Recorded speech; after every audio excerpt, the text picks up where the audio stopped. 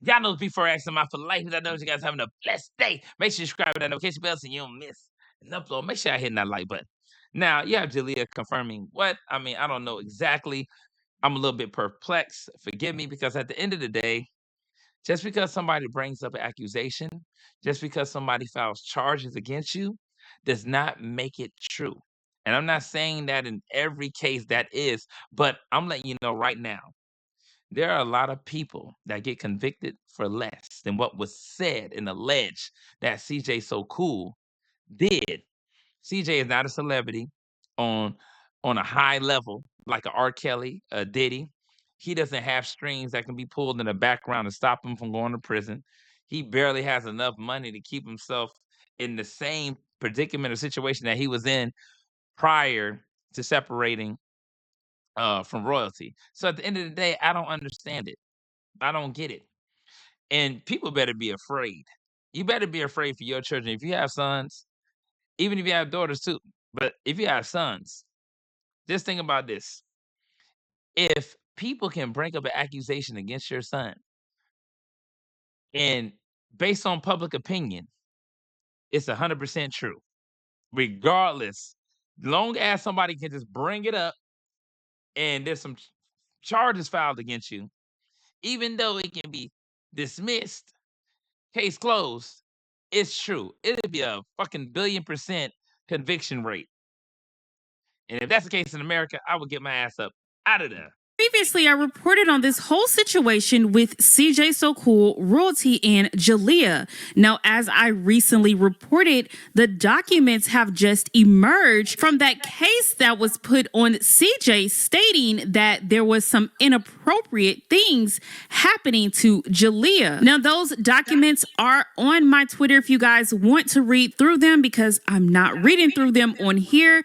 Anyways, people were claiming that these documents weren't real, even stating that Jaaliyah was lying about all of this. So Jaaliyah has responded on TikTok. She says, "Y'all think I'm a liar? Go look at what everyone said. My case public. Now somebody tell me I'm wrong."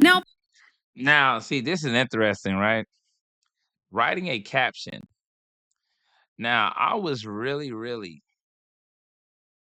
looking into this from an unbiased perspective, because I don't look at anything with a biased perspective. I don't know them.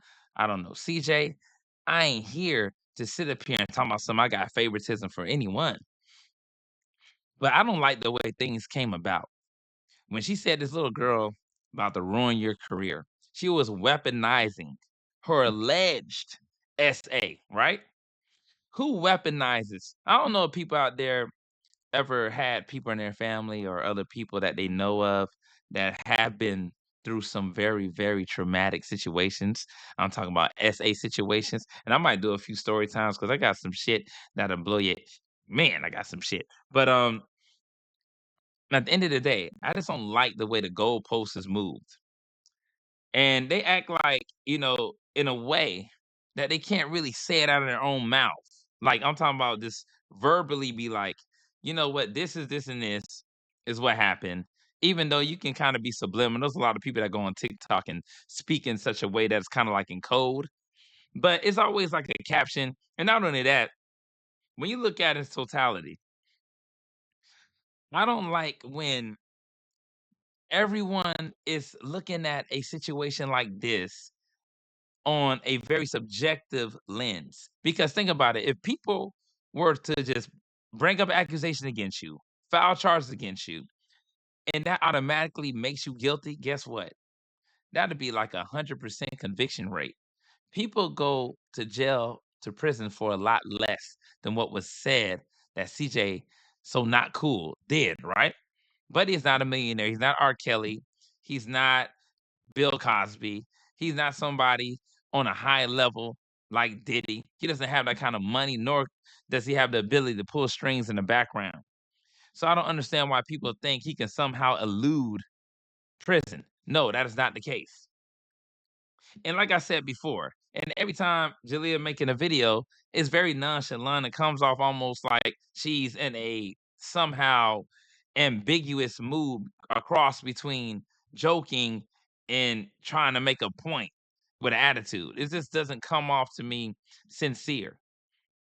Now, there are plenty of videos where stated where, when people go through breakups and bitterness and things of that nature, it can be devastating, especially if you're used to a certain lifestyle. People act like these things do not happen day in and day out. People better understand these things happen a lot. But I don't know. I don't know why we still talking about a case that's closed. If people want to fight and argue with people, right? Why don't you go to that judge, go to that DA, go to that detective, and see if you can somehow bring up more than what they're a professional at.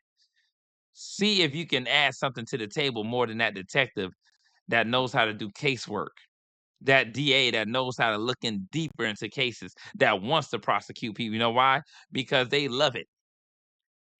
But guess what? People feel like they're greater. They have a degree in criminal justice. They have a master's in this shit. They literally have billions of cases that they have solved.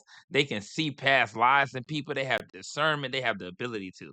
That's what it seemed People like. are claiming that these documents are fake mainly because the documents use the name CJ and not Oh, this is CJ's ridiculous. legal It's like they want to carry this situation on and on and on. CJ, come on, man. Like, at the end of the day, what I'm gonna say is this: the documents can be real, or the documents can be, you know, fake. But at the end of the day, it seems like the documents are, real. But like I said before, that is petty nonsense that people are even bringing up the fact that it says CJ on the situation. I just think that's weird. But let me see what somebody said. Them documents fake. Why would a document say CJ and not his real name? Now, there are documents that would never use nicknames, and that is real. Like, I'm telling people all the time, people will always say, state your name, not your initials. You don't say, blah, blah, blah, blah, blah. It would say, oh, person, da, da, da. But then, I guess, being the fact that they, uh, everybody called him CJ, and maybe that's how they want to identify the situation a little bit more better, especially if Jaaliyah was the one that was talking through the course of the time, then that could have possibly been. But the documents is interview of what my family said.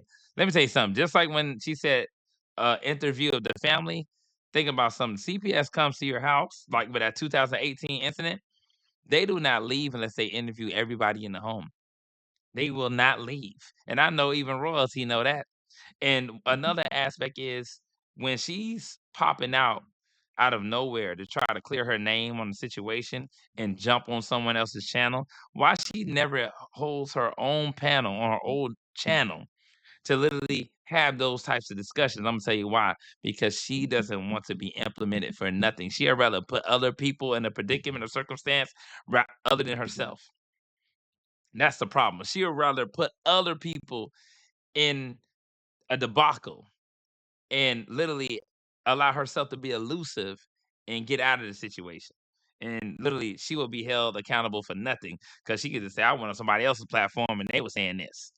It's always a third party situation. Rather than that, why don't she do a live with those very people she keep jumping on their platforms? Have them come on your platform and actually show real support and then speak to them like you would do on their platform, and then actually say those very things on your own channel. But she would never do that. Let me know what you guys think in the comments, and I'm up out of that.